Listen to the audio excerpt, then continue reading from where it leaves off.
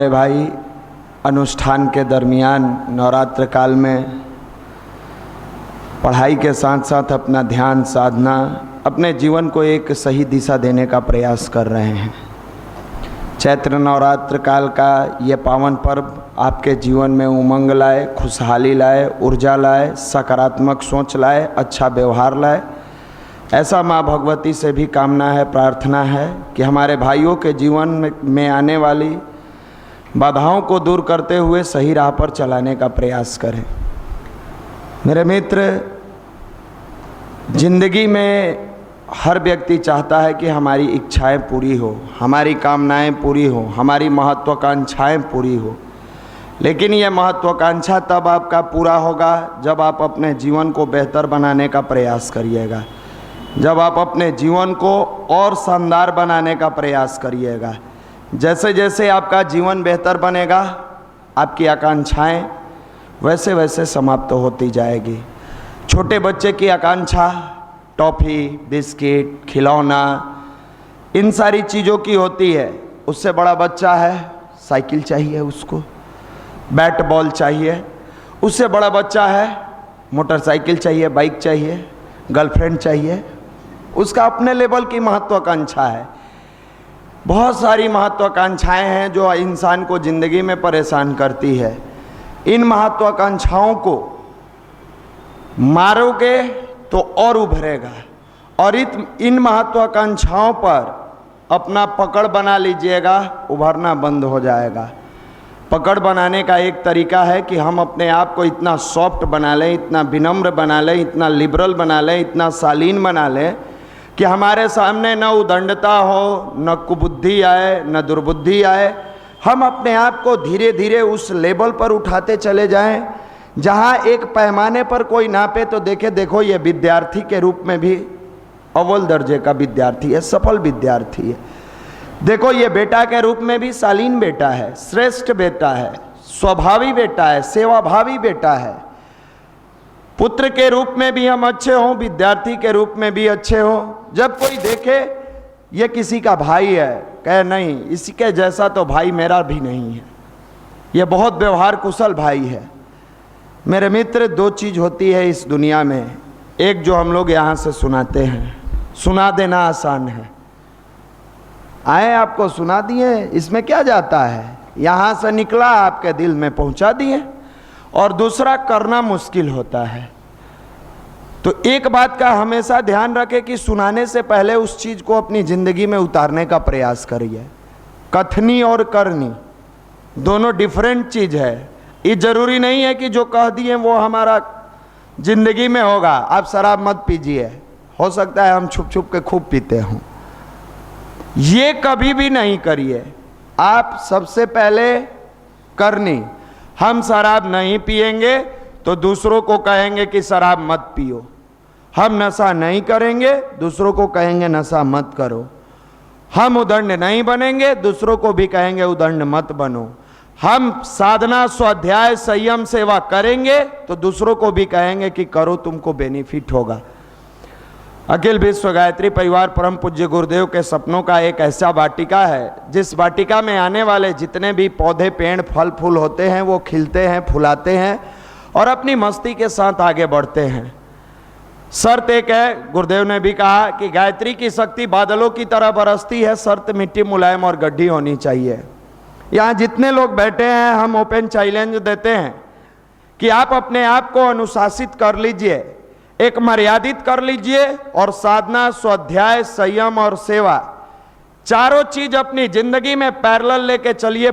कभी भी आपको नौकरी के लिए नहीं रोना होगा कि मेरी नौकरी हुई कि नहीं हुई। अगर नौकरी का प्रयास करिएगा, 1 से 2 अटेम्प्ट, तीसरा अटेम्प्ट जाते जाते आपकी नौकरी होगी। ये नवरात्र काल में ताल ठोक के आपको बता रहे हैं।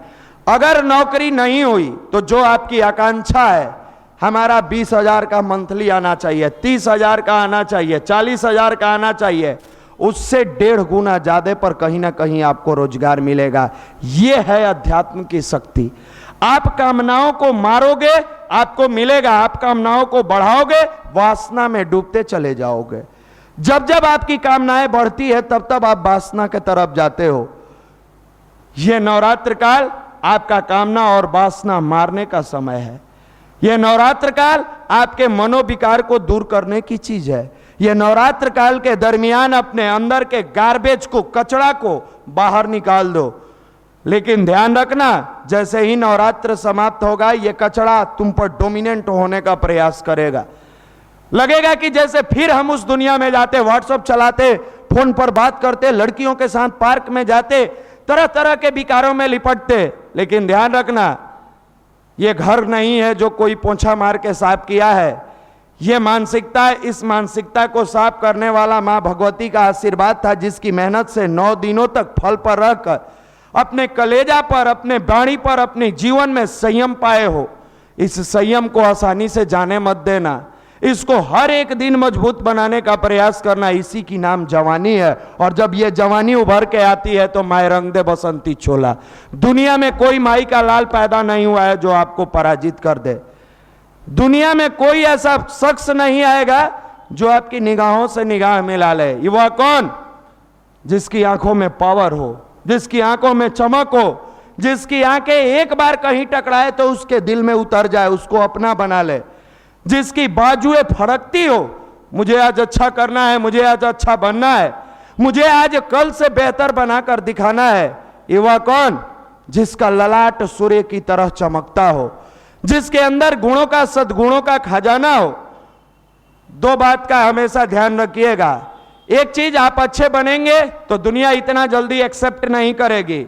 और दूसरा चीज, अच्छे राह पर चलिएगा, पैर खींचने वाले बहुत मिलेंगे। उन खींचने वालों की परवाह कभी मत करना। अगर परवाह करोगे तो गिरोगे, नहीं करोगे तो आगे बढ़ जाओगे। यह दुनिया हंस हंस के आपके दुखों को रो रो के आपके दुखों को पूछती है और हंस हंस के मार्केट में शेयर करती है। यह जालिम है, सातिर है। लेकिन जब व्यक्ति के जीवन में अध्यात्म का समावेश होता है, अच्छे सद्गुणों का समावेश होता है, तो उसके अंदर की बुराइयां समाप्त हो जाती है। आज विद्यार्थी जीवन की सबसे बड़ी विडंबना है, आपका दोस्त अपने अनुसार आपको नचाता है, आपका मित्र अपने अनुसार आपको नचाता है। कह दिया अमुक लड़की सुंदर है, तुम प्रयास करो तुमको नंबर मिल जाएगा। अब वो बेचारा पूरा जी जान लड़ा दिया, पूरा कंसंट्रेशन बना लिया कि हमसे बड़ा हीरो इस क्लास में कोई नहीं है, अगर मेरे बारे में कहा है हम सफल बनेंगे। अरे यार, 1000 बार तुम्हारे माँ बाप ने तुमसे कहा कि बेटा तुमसे बेहतर कोई नहीं है, तुम चाहोगे तो अधिकारी बन जाओगे। कभी आपके मन में ऐसा विचार आया? कभी आपके मन में यह भाव आया? उनकी अरमानों को सजाना है, चाहे दुनिया कुछ भी कहे, मुझे सेल्फ स्टडी 8 घंटा करना है तो करना है। आते हैं संडे के बैठ के जमाई लेते हैं, थोड़ा देर के बाद निकल के चले जाइएगा। क्या पाइएगा? प्रकृति देने के लिए तैयार है, आप डब्बा उलट के रखे हैं। बरसात के दिनों में बारिश की पानी गिर रही है और आपने बाल्टी को उलट के रख दिया। सबका बाल्टी भरा देख के आए, भगवान मेरे किस्मत में ऐसा हुआ, मुझे कुछ नहीं मिला, मेरा बाल्टी तो खाली रह गया। तू गधा था इसलिए तुमको नहीं मिला, क्योंकि बारिश तो हो रही थी, तुम्हारी बाल्टी उल्टी पड़ी थी। प्रकृति देने को तैयार है, हुनर देने को तैयार है, गुण देने को तैयार है, चिंतन देने को तैयार है, चरित्र देने को तैयार है, व्यवहार देने को तैयार है। लेकिन तेरी उल्टी खोपड़ी मार्केट में जब चलती है तो उल्टे चीजों को उठा के अपने अंदर डालने का प्रयास करती है और जाकर रोते हो डॉक्टर के पास, हम लुट गए, मैं खाली हो गया, मेरी जिंदगी में कुछ नहीं मिला। गार्जियन के पास रोते हो, मुझे डिप्रेशन हो गया है, मुझे तनाव हो गया है। जिस उम्र में न बच्चा खिलाना है, न पति पत्नी को पालना है, न घर की लायबिलिटी उठानी है, मात्र और मात्र पढ़ाई करनी है, केवल और केवल शिक्षा का पुजारी बनना है, केवल और केवल विद्या को अपनी जीवन में अर्जित करना है। उस उम्र में यह डिप्रेशन नामक चिड़िया आती कहां से है? इस जंतु का समावेश होता कैसे है? कभी किसी ने सोचा? पढ़े लिखे हो, कहते हो ग्रेजुएट हैं, पटना यूनिवर्सिटी के हैं, मगध यूनिवर्सिटी के हैं, वीर कुंवर सिंह के हैं, जेपी यूनिवर्सिटी के हैं, कभी आपने सोचा आप पर जीरो लायबिलिटी है, उसके बावजूद डिप्रेशन है? कैसे है? क्यों है? क्या कारण है कि जो जीरो लायबिलिटी पर डिप्रेशन आ गया? इसका एक कारण है कि आपने जो कर्म किया है उसका फल मिला है आपको, और आपने कर्म के बदले कुकर्म किया है, जिस कुकर्म का फल आपको तनाव देता है। 1 साल बर्बाद कर दिया, ये आपका कुकर्म है। और उस 1 साल की पढ़ाई चाहते हो, 11th बर्बाद करके 12th के लिए आया है। 12th में 11th और 12th दोनों पढ़ेंगे और IITian बनेंगे, कैसे बन जाओगे? और जिसने 11th में मेहनत किया प्रकृति उसको नहीं देगी? जो 11th में जी जान लड़ा के आप जहां मस्ती करते थे, एक दिन रात एक करके पढ़ाई किया, उसको तो फिर नहीं मिलना चाहिए। आप कहीं ना कहीं जीरो लायबिलिटी में भी अपने अंदर की चीजों को नहीं दबा पाते हो, अंदर की कुभावनाओं को नहीं दबा पाते हो, जिसके कारण आपको परेशानी होता है। यह नवरात्र काल के दरमियान जो भी भाई यहाँ 2 घंटे का नियमितता पूर्वक साधना करते हैं, उनको हम बता देना चाहते हैं कि आपके अंदर की बहुत सारी बुराइयों को जला दिया होगा। साधना के बल से आपके अंदर के बहुत सारे दुर्गुण समाप्त हो गए होंगे। साधना के तप से आपके अंदर की बहुत सारी निगेटिविटियां मर गई होगी। खेत जो बंजर था, रेतीला था, उस खेत में अब बीज लगाने लायक मिट्टी बन गई है। अब मानसिकता को सही करना, बीज को सही समय पर डालना, 1.5 साल बाद आपके फसल लहलहाते हुए चले जाएंगे। मेरे मित्र, दुनिया में अगर सफल बनना चाहते हो तो अपने आप से कमिटमेंट कर लो कि हर दिन 12 घंटा से कम हम वर्क नहीं करेंगे। मिनिमम 12 घंटा, कम से कम 12 घंटा। कोई तुम्हारे कंधा पर हाथ नहीं रख सकता है। आपकी सबसे बड़ी डिमेरिट्स है कि आपका कमिटमेंट अपने आप से नहीं, दुनिया से होता है। देख, तुमको हम दिखा देंगे नौकरी लेके। अरे उसको क्या दिखाओगे? बहुत सारे लोग नौकरी लिए, किसको दिखाएं? अपना रोटी दाल चला रहे हैं। तू जब जोश में आते हो तो अपने दोस्त से ही बात कहते हो, तो बहुत घमंड करता है ना, देखो इस साल हम नौकरी लेंगे। अच्छा भाई, अगर नौकरी ले ही लोगे, थोड़ा देर के लिए मानो, तो दोस्त को सैलरी थोड़े जाएगा, सुख तो तुमको मिलेगा। और जब कमिटमेंट करना ही था तो 2 साल गंवा कर क्यों कमिटमेंट किया? 2 साल पहले कमिटमेंट करता, 1 साल पहले कमिटमेंट करता, आए उसी दिन ये कमिटमेंट करते कि 1 साल के अंदर हो सकता है। इसके चलते आपके पिताजी को जो परेशानी हुई है, गांव में बहुत सारे लोगों के माँ बाप ऐसे हैं जो कठिन परिश्रम करके, कठिन मेहनत करके पैसा भेजते हैं, जो खेती करते हैं, जो मजदूरी करते हैं, जो मेहनत करते हैं, जो पसीना बहाते हैं और पसीना बहाने के बाद पैसा भेजते हैं। आप 1 साल पहले रिजल्ट ले लिए होते तो शायद उनकी बूढ़ी हड्डियों में उतना कष्ट नहीं होता जितना आपके चलते हुआ है। शायद उनकी बूढ़ी हड्डियों में इतना मेहनत करने की जरूरत नहीं थी जितना आपने करवाया है। मेरे मित्र, जीवन जीने की कला ही भारत का अध्यात्म है। जीवन जीने की कला ही हमारे यहाँ का संस्कृति है, संस्कार है। और ये आता कैसे है? गायत्री की साधना से। जब गायत्री की आप साधना पूरे भाव से करते हो, मुझे नहीं पता दुनिया में क्या देती है क्या नहीं देती है, लेकिन गायत्री की साधना आपके जीवन में इमोशंस जरूर देती है। भाव, इमोशंस। ये इमोशंस जब व्यक्ति के अंदर आता है तो ये सोचना शुरू करता है। आप बहुत इमोशनल व्यक्ति हो, आपको कहें कि किसी व्यक्ति को मार दो, मारोगे? नहीं मार पाओगे। ये आपका इमोशंस आपको रोकेगा। पूरी भाव से जब ध्यान करते हैं, मेडिटेशन करते हैं, तो ये कॉस्मस की जो एनर्जी है, ब्रह्मांडीय एनर्जी है, वो कॉस्मस की एनर्जी आपके मस्तिष्क में जाता है। इस ब्रह्मांड में बहुत सारी शक्तियां विद्यमान है, बहुत सारी चीज विद्यमान है। आपका मैग्नेट कितना काम करता है उस पर डिपेंड करता है। कई बार आप क्लास में जाते हैं, क्लास का मैग्नेट होता है कि शिक्षक द्वारा पढ़ाए गए चीजों को हम एक्सेप्ट करेंगे और उसी को एग्जाम में प्रदर्शित करेंगे तो हमारी नौकरी होगी। इसी के लिए ना आप कोचिंग करते हैं या जाते हैं आप इंस्टीट्यूट में। अब आप कई बार क्लास में गए और क्लास में जाने के बाद कुछ ऐसे दोस्त मिल गए जो क्लास में बैठ के आपको मोबाइल पर वीडियो जो डाउनलोड किया है वो दिखाने लगा। आपका वातावरण अलग किस्म का था और आए थे अलग कुछ लेने, लेकिन ये दोस्त जो मिला आपको अपना ब्लूटूथ से या बहुत सारा चीज चलता है, क्या क्या उसको शेयर इट से आपके अंदर ट्रांसफर कर दिया। आप गए थे फिजिक्स पढ़ने, आपने लेकर क्या आया? पॉर्न साइट की वीडियो। आपने फिजिक्स का कोई फॉर्मूला नहीं लाया, आपने पॉर्न साइट के वीडियो को लेकर रूम पर आया। जहां आपको फिजिक्स पढ़ना चाहिए वहां पॉर्न की वीडियो देखते हैं और इमेजिन करते हैं हमारा चेहरा स्मार्ट होता, हमारी पढ़ाई स्मार्ट होती और हमारे गार्जियन के दुख दूर होते हैं।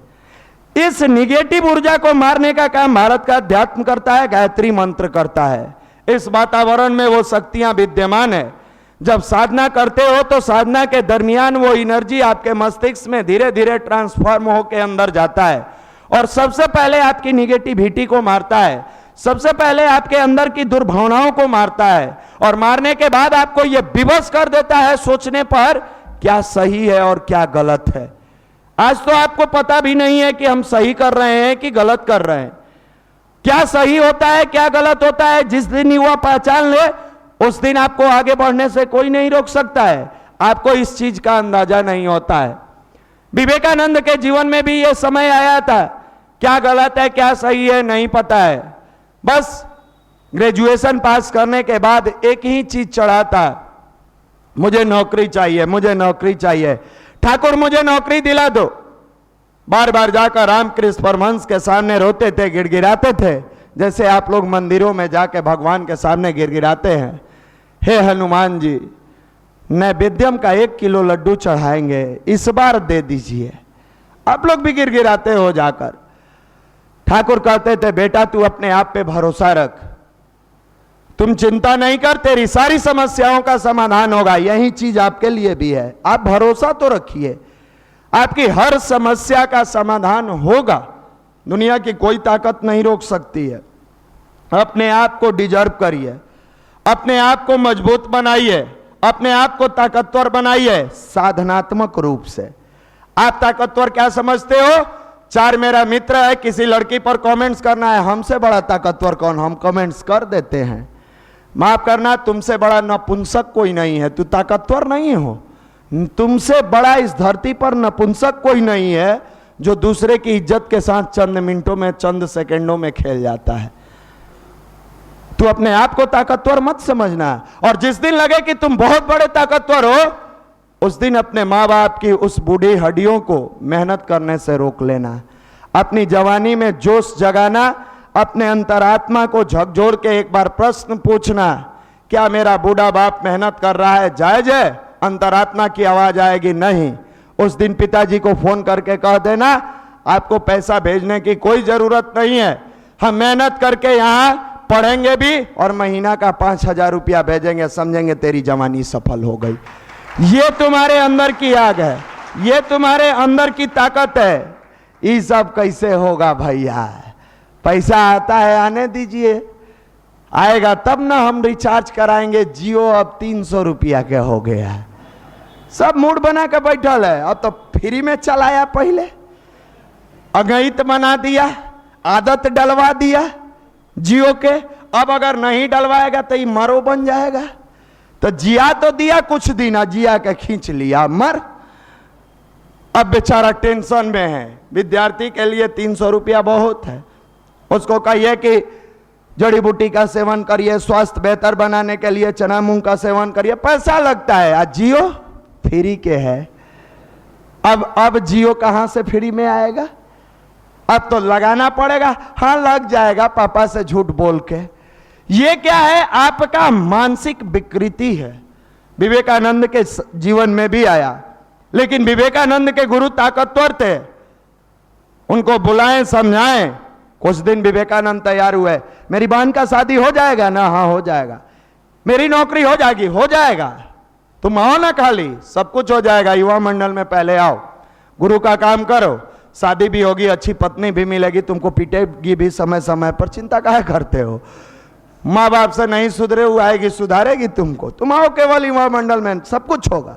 विवेकानंद खुश हो गए, वाह आज तक ऐसा व्यक्ति नहीं मिला जो वादा करता हो कि मिलेगा। ये बंदे में दम है, इसके साथ रहना चाहिए। रहना शुरू किए। 1-2 दिन जब ध्यान, साधना, स्वाध्याय, संयमी सब बताया गया, लॉज में जाकर विवेकानंद पूछने लगे, ऐसा नहीं लगता है कि युवा प्रकोष्ठ वाला पगला गया है? सब रांची में जाइएगा, पागल खाना है कांके में, तो वहां जितना पगलन होता है वो डॉक्टरवा के देख के कहता है हाँ पागल आ गया, पागल आ गया। जब कभी मुंह से निकले कि लगता नहीं है कि युवा मंडल पगला गया, तुम मान लेना कि सबसे बड़ा मानसिक पागल तू है, युवा मंडल नहीं पगलाया है। विवेकानंद के दिमाग में लगा यार नौकरी के लिए ही कह रहे हैं ध्यान करो, माँ की आराधना करो, साधना करो, सब मिलेगा। 2 दिन के बाद भाग गए। बाप रे, हम नहीं रहेंगे, ये ठाकुर पगला गया है। विवेकानंद कहते हैं, अब मुंह पर कहे, ठाकुर तू पागल हो गया है। अंदर गए, रामकृष्ण परमहंस मां काली से पूछे, नरेंद्र कहता है कि मां मैं पागल हो गया हूं। फिर बाहर निकले, अब काली जो कही हो, कहे सुन नरेंद्र, मैं पागल नहीं, तू पागल है, मेरी मां कही है, तू पागल हो गया है, हम पागल नहीं है। विवेकानंद भाग जाते हैं। भागने के बाद जब घर जाते हैं बेचैन रहते हैं। आप लोग भी जिस संडे को नहीं आते हैं बेचैनी मारत देता है, ये फील करिएगा। अगर हृदय से जुड़े हैं और अच्छे राह पर चल रहे हैं तो आप बेचैन हो जाते हैं। लगता है आज नहीं गए, आज जाना चाहिए, लगता है आज नहीं गए, आज जाना चाहिए। ये चीज होता है क्योंकि आपके अंदर अच्छाई का बीज गया है। विवेकानंद फिर कुछ दिन के बाद आए, कहे सुनो ठाकुर, तुमको जो करना है करो, मेरा नींद लौटा दो, मुझे चैन से नींद नहीं आती है, तू जादू टोना कर दिया है। विवेकानंद की बात सुन के कब मुस्कुराते हैं, कहते हैं मैंने कुछ नहीं किया है नरेंद्र, बस तू मेरी बात मान ले, मेरे पास रह जा। विवेकानंद फिर कुछ कुछ कह के भाग जाते हैं। फिर ठाकुर का एक सेमिनार होता है, एक मीटिंग होती है कोलकाता में, किसी ने कहा ठाकुर आए हैं, फिर विवेकानंद जाते हैं। वो तो उच्च स्तरीय आत्मा थे, उनको खींचना था। जाते हैं, फिर ठाकुर कहते हैं देखो एक बार तुम दिल से सोच के और मेरे पास आओ, सारी समस्याओं का समाधान हो जाएगा। विवेकानंद के मन में उस दिन विचार आता है, लॉज में टाइम बिताने से क्या फायदा, 4 साल तो गुजार दिए, चलो एक बार गायत्री की साधना करके देखते हैं, युवा प्रकोष्ठ में जाकर देखते हैं। बुराई में तो खूब मजा लिए हैं, एक बार अच्छाई में मजा लेके देखते हैं मजा आता है कि नहीं। और विवेकानंद ठाकुर के शरण में चले जाते हैं। जब साधना, स्वाध्याय, संयम, सेवा उनका बेहतर होता है तो लाइफ स्टाइल चेंज होता है। जैसे आप करते हो तो आपका लाइफ स्टाइल चेंज होता है। धीरे धीरे धीरे धीरे विवेकानंद को उसमें मजा आने लगता है, रस आने लगता है। विवेकानंद आगे बढ़ते हैं। एक दिन उसी दरमियान आते हैं ठाकुर और कहते हैं तुम्हें नरेंद्र नौकरी की जरूरत थी, आज तुम्हें नौकरी मिल जाएगी, जा अंदर मां से नौकरी मांग ले। अंदर जाते हैं, देखते हैं एक पत्थर की मूर्ति है। कहते हैं किस मां, कौन मां, पागल वगल हो गए हैं क्या, वो पत्थर कुछ देगी? कहे तू जाओ मां से मांगो। जाते हैं पूरी भाव से ये समझते हुए कि वो मां है। अंदर प्रवेश करते हैं और प्रवेश करके हाथ जोड़ते हैं, हे मां मुझे भक्ति दो, शक्ति दो, शांति दो। बार बार करुणा बस मांगते हैं, भक्ति दो, शक्ति दो। अब उनकी कामनाएं मर गई होती है। बाहर निकलते हैं, ठाकुर कहते हैं जाओ तुम्हें नौकरी की तलाश थी, नौकरी मांगो मां से। फिर जाकर कहते हैं मां भक्ति दो, शक्ति दो, शांति दो। पूरी करुणा से बोध विवेकानंद आंखों में आंसू लिए हुए भगवती के सामने, काली के सामने मांगते हैं मुझे भक्ति दो, शक्ति दो, शांति दो।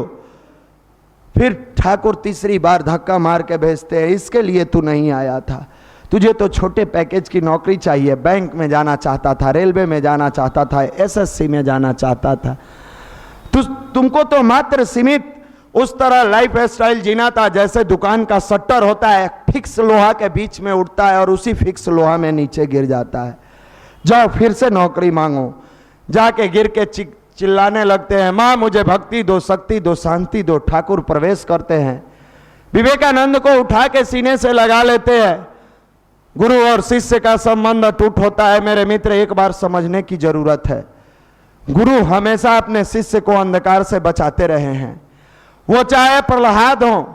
आपने देखा प्रहलाद की जीवन में भी बहुत सारी समस्याएं आई और उनके पिता उनको कहे कि नहीं तुम मेरा नाम लो, तुम्हारे कोई गुरु नहीं हो सकते वरना तुम्हें आग में डाल देंगे। और अपनी बहन को समझा बुझाकर होलिका के गोद में बैठा के प्रहलाद को आग में डाल दिए, लेकिन गुरु का रिश्ता इतना मजबूत था कि अपने शिष्य को आग से बचा लिया। इसी का नाम भारत का अध्यात्म है। यह अध्यात्म है जिस जगह पर हमारे पिताजी, आपके पिताजी का बस नहीं चलता है, जिस जगह पर हमारी पारिवारिक समस्याओं को हम स्वयं नहीं सुलझा सकते हैं, उस जगह पर कोई और नहीं, ये गुरु माध्यम बनकर आते हैं। विवेकानंद के जीवन में वही गुरु रामकृष्ण परमहंस थे।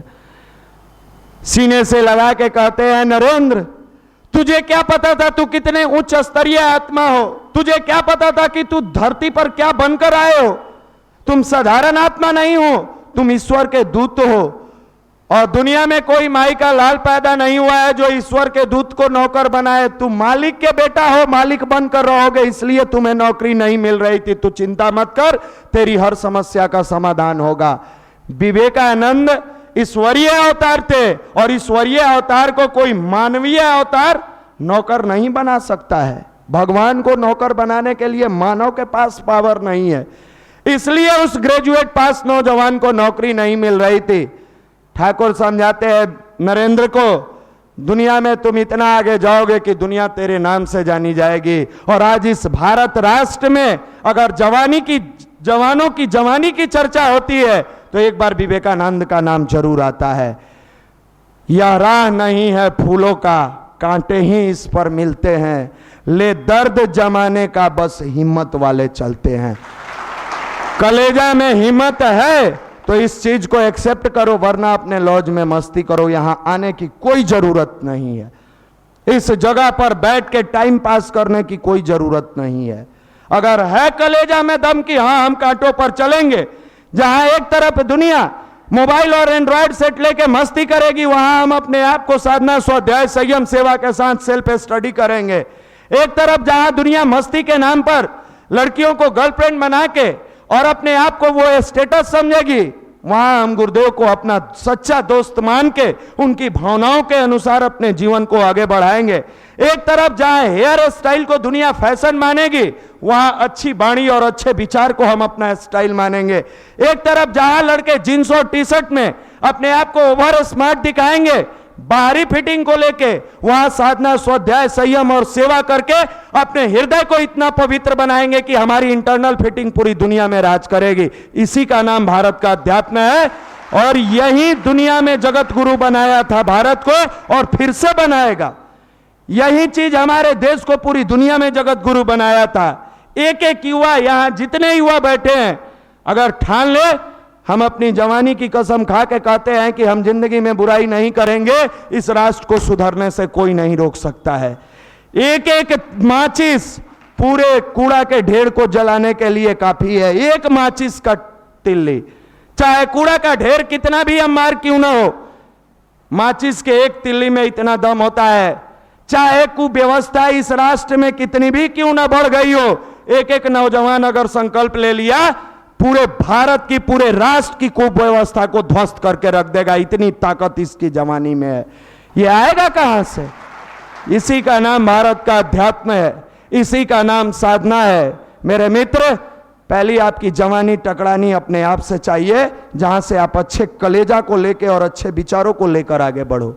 आज शर्म आता है लड़कों को, मेडिटेशन करते हैं दोस्त टोक देता है, और कुकर्म करते हो तो दोस्त से बताते हो। बहुत सारे भाई आके सुनाते हैं, घर पे गए थे होली की छुट्टी में, ध्यान कर रहे थे, माँ बोली कि ये सब बाबा बन जाओगे पढ़ने के लिए, ना पापा पैसा देते हैं। माँ को बताया रूम और बाथरूम बंद करके तुम क्या करते हो? अच्छाई के लिए माँ मना कर दी, तूने छोड़ दिया, और बुराई तेरी जिंदगी में कूट कूट के भरी है, उसके लिए कभी विचार किया? यार जिंदगी में अगर बुराई और कुकर्म छुप के करते हो तो जरूरत पड़े तो अच्छाई भी छुप के कर लो, तेरी जिंदगी सफल हो जाएगी। अच्छाई को दिखाने की जरूरत नहीं है। आप कोई लोग बुराई कहते हैं, हमने ये आज किया, मम्मी को फोन करके बताते हैं, मम्मी मना कर दी। मम्मी की हो सकती है कि अपने पुत्र मोह में, बेटा के मोह में लगता हो कि ध्यान साधना करेगा तो हो सकता है ये पढ़ नहीं पाए। मम्मी को ये पता नहीं है कि ध्यान करेगा तो मेरे बेटा का मस्तिष्क प्रखर होगा, आत्माएं पवित्र होगी, ये सेल्फ स्टडी अधिक करेगा। मम्मी को समझाने की जरूरत नहीं है, अपने आप को समझाने की जरूरत है। माँ तो माँ होती है, उसको जो अच्छा लगेगा वो दिल की बात आपसे शेयर करेगी, लेकिन बेटा को समझना होगा कि मेरे लिए क्या अच्छा है और क्या बुरा है।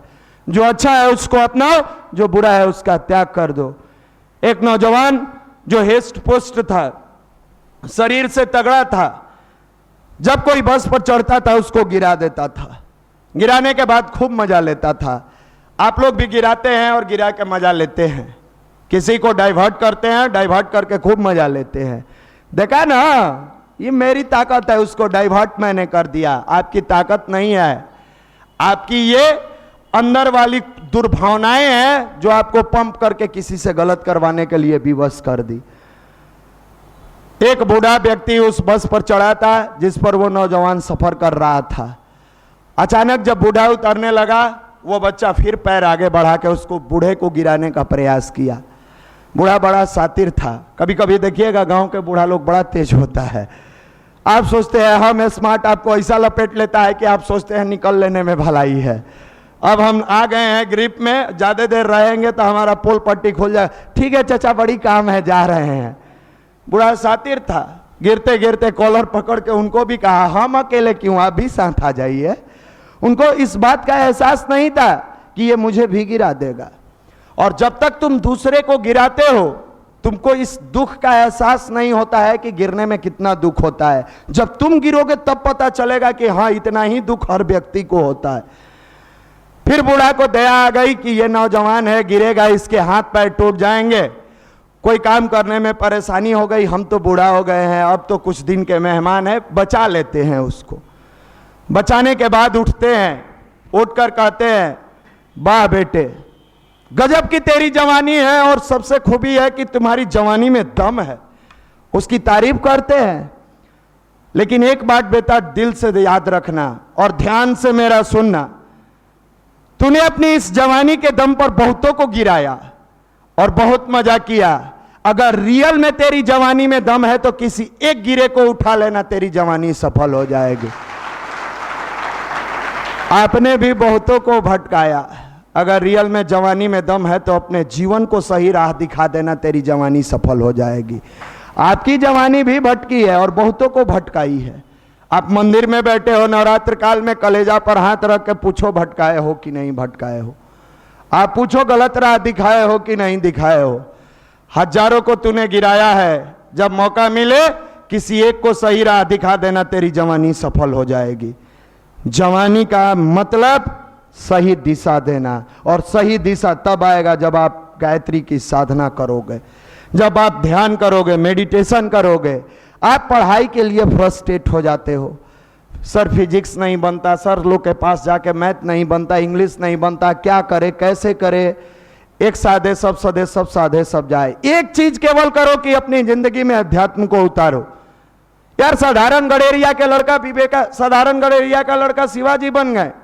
इसी अध्यात्म की बदौलत नास्तिक नरेंद्र विवेकानंद बन गए। पेपर बेचने वाला व्यक्ति कलाम बने, पेट्रोल पंप पर तेल देने वाले धीरू भाई अंबानी बने, अर्धनग्न फकीर गांधी बने, किसान का बेटा राजेंद्र बाबू बने, दलित के बेटा भीमराव अंबेडकर बने। चौथा पास व्यक्ति हमारे गुरुदेव वेदमूर्ति तपोनिष्ठ पंडित श्री राम शर्मा आचार्य बने।